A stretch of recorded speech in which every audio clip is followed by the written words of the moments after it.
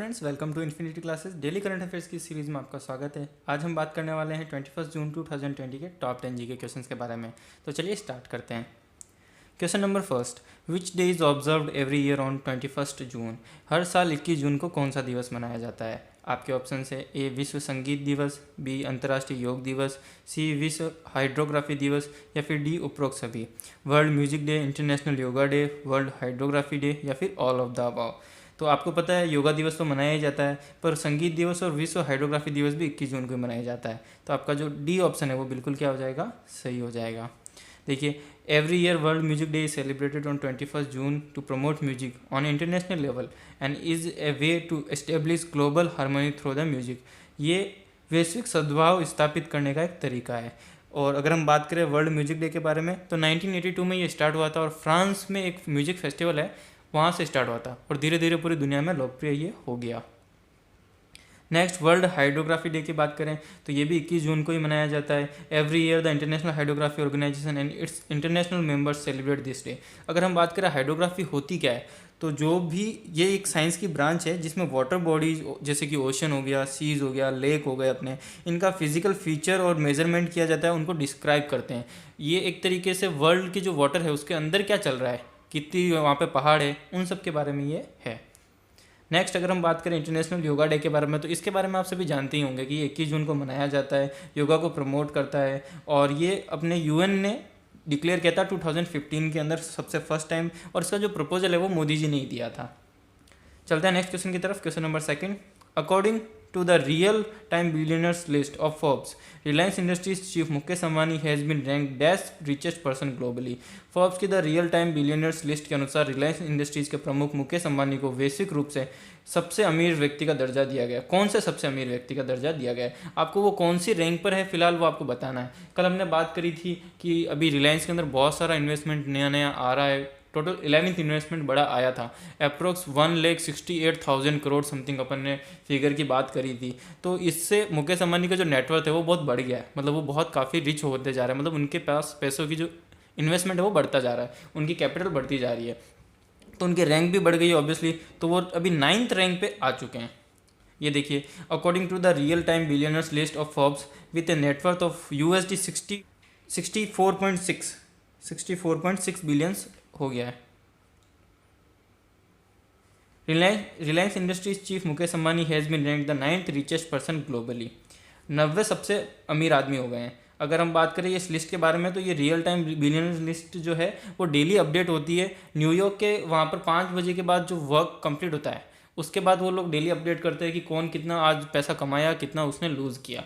तो list daily जारी होती है। इसमें भी नंबर 1 पर है जेफ बेजोस जी, इनके पास में है लगभग 160 बिलियंस। और 9th नंबर पे आप देख सकते हैं, ये देखिए ये नंबर 1 है और ये 9th नंबर पे मुकेश अंबानी जी है। 64.6 बिलियन इनके पास में टोटल नेटवर्थ है। लास्ट 2 डेज़ के अंदर इनकी नेटवर्थ जो है वो 6% से ज़्यादा बढ़ी है और इन्होंने 4-5 मिलियन अप्रॉक्स बिलियन यहाँ पे गेन किए हैं। अगर ये इसी स्पीड से गेन करते रहे तो रिसेंटली ये 6th रैंक पे या 5th रैंक पे पहुँच जाएंगे 2-3 दिन के अंदर ही। चलते हैं नेक्स्ट क्वेश्चन की तरफ। Question number 3, who among the following has been appointed as the president of BMW group India. निम्नलिखित में से किसे BMW ग्रुप इंडिया के अध्यक्ष के रूप में नियुक्त किया गया है? विक्रम पाव, सज्जन जिंदल, नीलेश नरवेकर, विरल आचार्य। तो यहाँ पे आपका जो ए ऑप्शन है वो बिल्कुल करेक्ट हो जाएगा। विक्रम पाव जी है जिनको अभी न्यूली यहाँ पे BMW के अध्यक्ष के रूप में नियुक्त किया गया है, क्योंकि इनके जो पूर्व अध्यक्ष थे उनकी 2020 अप्रैल के अंदर ही डेथ हो गई थी, तो इनको भी नया अध्यक्ष बनाया गया है। विक्रम पाव को 1 अगस्त 2020 BMW इंडिया ग्रुप के प्रभारी अध्यक्ष के रूप में नियुक्त किया है। इनका जो कार्यकाल है वो 1 अगस्त से स्टार्ट होने वाला है और ये पहले से ऑस्ट्रेलिया और न्यूजीलैंड के मुख्य कार्यकारी अधिकारी है। और इंडिया का जो इनका वर्क है ये इनका इसके साथ में मौजूदा भूमिका के साथ में ही है, एडिशनल है। ये विक्रम जी हैं और ये BMW का लोगो है। अगर हम बात करें BMW के बारे में, तो जर्मन कंपनी है, 1916 में फॉर्मेशन हुआ था, फाउंडेड हुई थी 1916 के अंदर। म्यूनिक के अंदर इसका हेडक्वार्टर है। 3 थे इसका फाउंडर। और अगर हम बात करें BMW इंडिया के बारे में, तो चेन्नई में इसका हेडक्वार्टर है। 2006 में इसको फाउंड किया था, पर वर्क जो है वो 2007 में स्टार्ट हुआ था। चलते हैं नेक्स्ट क्वेश्चन की तरफ। This year on 21 June 2020 the theme of yoga day is yoga for health, yoga for piece, yoga at home and yoga with family, yoga for climate action. इस साल 21 जून 2020 को योगा दिवस की थीम क्या होने वाली है? स्वास्थ्य के लिए योग, शांति के लिए योग, घर पर योग और परिवार के साथ योग, पर्यावरण के लिए योग। तो यहाँ पे आपका जो सी ऑप्शन है घर पर योग और परिवार के साथ योग, वो बिल्कुल सही हो जाएगा। एक्चुअल में पहले जो है योगा दिवस वो लेह में मनाने वाले थे, पर कोरोना की वजह से अब घर पे ही मनाया जा रहा है, इसलिए इसकी जो थीम है वो घर पर योग और परिवार के साथ योग कर दी गई है। इस बार का जो योगा दिवस है वो डिजिटल होने वाला है। यहाँ पे दूरदर्शन पे सुबह आधे घंटे के लगभग एक कार्यक्रम प्रसारित होगा जिसमें योगा कैसे करना है वो दिखाया जाएगा। तो सब आज इस बार डिजिटली योगा करेंगे। This year on 21st June 2020 the theme of Yoga Day is Yoga at Home in Yoga with Family। और 2019 में थीम थी योगा फॉर क्लाइमेट एक्शन, पर्यावरण के लिए योग। अभी हमने आपको बताया 2015 में स्टार्ट किया, यूएन के अंदर 2015 के अंदर ये स्टार्ट हुआ था। 2014 के अंदर इसका प्रपोजल इंडिया ने दिया था और इसको अब तक यूएन की हिस्ट्री में सबसे ज़्यादा अप्रूवल, सबसे ज़्यादा वोट्स जो मिले अप्रूवल के लिए, वो एक रिकॉर्ड है इसको, इसके नाम पे। चलते हैं नेक्स्ट क्वेश्चन की तरफ। Question number 5, Who among the following has been appointed as the chairman of National Institute of Public Finance and Policy NIPFP? Raghuram Rajan ji, Viral Acharya, सी उर्जित पटेल या फिर डी आर गांधी। निम्नलिखित में से किसे राष्ट्रीय लोक वित्त और नीति संस्थान NIPPFP के अध्यक्ष के रूप में नियुक्त किया गया है? आपके ऑप्शन से ए रघुराम राजन, बी विरल आचार्य जी, सी उर्जित पटेल और डी आर गांधी। तो यहाँ पे आपके जो सी ऑप्शन है उर्जित पटेल, वो बिल्कुल सही हो जाएगा। भारतीय रिजर्व बैंक के पूर्व गवर्नर उर्जित पटेल को national institute of public finance and policy NIPFP के अध्यक्ष के रूप में नियुक्त किया गया है। उनका 4 साल का कार्यकाल जून 22, 2020 से स्टार्ट होगा। तो उर्जित पटेल जी के बारे में आप सभी जानते हैं कि अपने RBI के पूर्व गवर्नर है, 24 गवर्नर थे। फिलहाल शक्तिदास जी है जो गवर्नर है 25 है, और उर्जित पटेल से जो गवर्नर थे पहले वो रघुराम राजन जी, ये जो है ये उर्जित पटेल से पहले गवर्नर हुआ करते थे। चलते हैं नेक्स्ट क्वेश्चन की तरफ। Question number 6, The Ministry of Earth Sciences has released the first ever climate change assessment report of India titled Assessment of Climate Change over the Indian Region. As per the report, the average temperature of India increased by around dash during 1901 to 2018. पृथ्वी विज्ञान मंत्रालय ने भारत की पहली जलवायु परिवर्तन आकलन report भारतीय क्षेत्र पर जलवायु परिवर्तन का आकलन शीर्षक से रिपोर्ट जारी की है। रिपोर्ट के अनुसार 1901 से 2018 के दौरान भारत का औसत तापमान कितने डिग्री बढ़ गया। तो इंडिया का जो टेम्परेचर है लास्ट फ्यू ईयर्स में कितना बढ़ा है, लास्ट 100 ईयर्स में कितना बढ़ा है अप्रोक्स, इस बारे में आपको बताना है। तो आपका ऑप्शन ए जो है 0.7 डिग्री वो बिल्कुल यहाँ पे करेक्ट हो जाएगा। देखिए इस रिपोर्ट के बारे में क्या कह रखा है। पुणे से ये रिपोर्ट जारी हुई है, पुणे के इंस्टीट्यूट ऑफ ट्रॉपिकल मेट्रोपोलॉजी से।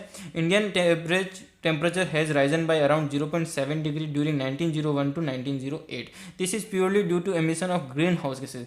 ये सिर्फ और सिर्फ ग्रीन हाउस गैसेज की वजह से हुआ है। अगर हम बात करें ग्रीन हाउस गैसेज होती क्या है, तो देखिए सबसे मोस्ट इंपॉर्टेंट ये है कि कुछ नेचुरल ग्रीन हाउस गैसेज होती है जो कि अपनी अर्थ के लिए इंपॉर्टेंट भी है। कैसे, जो समझिए, अर्थ में ये जो सन है यहाँ से सनलाइट आती है, तो कुछ सनलाइट तो वापस बाहर चली जाती है सोलर सिस्टम में और कुछ अर्थ ऑब्जर्व कर लेती है, और ये इन ग्रीन हाउस गैसेज ये भी ऑब्जर्व करती है और वापस एमिट करती है। इस वजह से अपना जो अर्थ का टेम्परेचर है वो मेंटेन रहता है।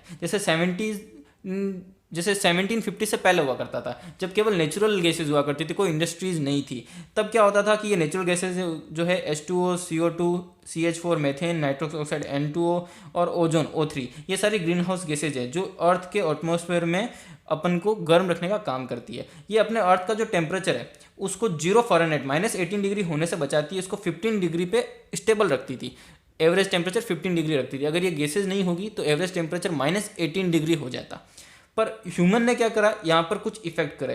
ह्यूमन ने कुछ नए ग्रीन हाउसेज गैसेज क्रिएट की और जो पुरानी ग्रीन हाउसेज गैसेज थी जैसे CO2 वगैरह उसको बहुत ज़्यादा बढ़ा दिया। तो पहले बहुत कम थी तो टेम्परेचर लेवल पे था, पर अब ये बहुत ज़्यादा बढ़ गई। अब ये देखिए, पहले क्या थी, अपने वातावरण में आती थी, एनवायरनमेंट में आती थी, ज़्यादातर हीट चली जाती थी और थोड़ी ही ग्रीन हाउस गैसेज होती थी, तो थोड़ा ही हीट ऑब्जर्व होता था और इसलिए गर्मी थोड़ी ही रहती थी। पर इस बार क्या है, अब बहुत ज़्यादा ग्रीन हाउसेज गैसेज पूरी तरीके से फैली हुई है। यहाँ पे देखिए, तो बहुत ज़्यादा हीट ऑब्जर्व करेगी, जितनी ज़्यादा हीट ऑब्जर्व करेगी उतनी ज़्यादा वापस एमिट करेगी। जितनी ज़्यादा गैसेज ये अपनी ग्रीन हाउसेज गैसेज ऑब्जर्व करके एमिट करेगी उतनी ज़्यादा गर्मी बढ़ेगी, तो अपना जो एवरेज टेम्परेचर है वो बहुत ज़्यादा बढ़ जाएगा। यहाँ पे आप देख सकते हैं, अगर उस 1750 के बाद देखें, इंडस्ट्रियल रिवोल्यूशन जब से अपने औद्योगिक क्रांति है उसके बाद 45% इंक्रीज हो गया है CO2 के अंदर। ये देखिए, ये एक लिस्ट है, ये कुछ है जो ये नेचुरल है। 280 होनी चाहिए थी, 700 होनी चाहिए थी, 270 और 237, उसको अपन ने देखिए डबल कर दिया है अप्रॉक्स। और ये जो गैसेज है पूरी, ये तो अपन ने ही क्रिएट करी है। CFC11 हो गया, CFC12 हो गया, CFC113, HCFC हो गया, HCFC141b हो गया। ये इतनी सारी गैसेज जो सिर्फ अपन ने क्रिएट की है, ये नेचुरल में नहीं पाई जाती है। नेक्स्ट बात करें अगर क्वेश्चन नंबर 7 की, which cement company has signed former Sourav Ganguly and Sunil Chhetri as their brand ambassadors. किस सीमेंट कंपनी ने सौरव गांगुली और सुनील छेत्री को ब्रांड एम्बेसडर के रूप में साइन किया है? तो सीमेंट कंपनी के आपके ऑप्शन है A UltraTech cement, B Shree cement, C ACC cement या फिर डी जेएसडब्ल्यू सीमेंट। तो यहाँ पे आपका ऑप्शन डी जो है जेएसडब्ल्यू सीमेंट वो बिल्कुल सही हो जाएगा। आप देख सकते हैं अभी जो सौरव गांगुली जी जो अपने पहले इंडियन टीम के कैप्टन थे वो भारतीय क्रिकेट कंट्रोल बोर्ड बीसीसीआई के फिलहाल अध्यक्ष हैं, और जो सुनील छेत्री जी हैं वो अपने राष्ट्रीय फुटबॉल टीम जो है इंडिया की और बेंगलुरु एफसी जो है उसके कैप्टन हैं। उनको इन्होंने ब्रांड एम्बेसडर बनाया है, ओडिशा, वेस्ट बंगाल, और यहाँ पर इससे कंपनी को फ़ायदा होगा। नेक्स्ट चलते हैं क्वेश्चन नंबर 8 की तरफ। के आर सच्चिदानंद जिन्हें प्रसिद्ध रूप से सेकी के रूप में जाना जाता है का निधन 48 वर्ष की आयु में हो गया। वे एक प्रसिद्ध थे। K R Sachidanand who is famously known as Sachy has passed away at the age of 48। He was renowned.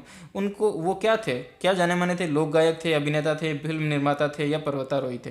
तो यहाँ पे आपका जो सी ऑप्शन है फिल्म निर्माता वो बिल्कुल सही हो जाएगा। आप देख सकते हैं प्रसिद्ध मलयालम पटकथा लेखक और निर्देशक के आर सच्चिदानंद का निधन कार्डियो अरेस्ट के बाद हो गया है। वे 48 वर्ष के थे। उन्हें सेची के नाम से जाना जाता था। चलो चलते हैं नेक्स्ट क्वेश्चन की तरफ। Question number 9, which article of constitution of India describe about the maximum numbers of members in Rajya Sabha. भारतीय संविधान के किस अनुच्छेद में राज्यसभा के अधिकतम सदस्यों का वर्णन मिलता है? आपके ऑप्शन है 79, 80, 84 या 102। तो संविधान के कौन से अनुच्छेद में इस बारे में वर्णन है आपको ये बताना है। तो आपका ऑप्शन है जो बी बिल्कुल सही हो जाएगा। अगर हम बात करें बाकी ऑप्शंस की तो 79वां जो ऑप्शन है वो लोकसभा के बारे में है, लोकसभा में चुनाव और लोकसभा में सदस्य अधिकतम संख्या के बारे में। 80वें ऑप्शन की बात करें तो वो राज्यसभा की अधिकतम संख्या के बारे में है। 84वां जो है वो राज्यसभा के लिए योग्यताएं क्या क्या होनी चाहिए उस बारे में बताता है, जैसे उम्र 30 ईयर होनी चाहिए, 30 साल न्यूनतम उम्र होनी चाहिए, भारत का नागरिक होना चाहिए, ये सब। और 102 जो है वो राज्यसभा की अयोग्यता के बारे में बताता है। अगर कोई राज्यसभा चुनाव जीत जाता है तो उसको अयोग्य कैसे करार दिया जाएगा ये उस बारे में बताता है।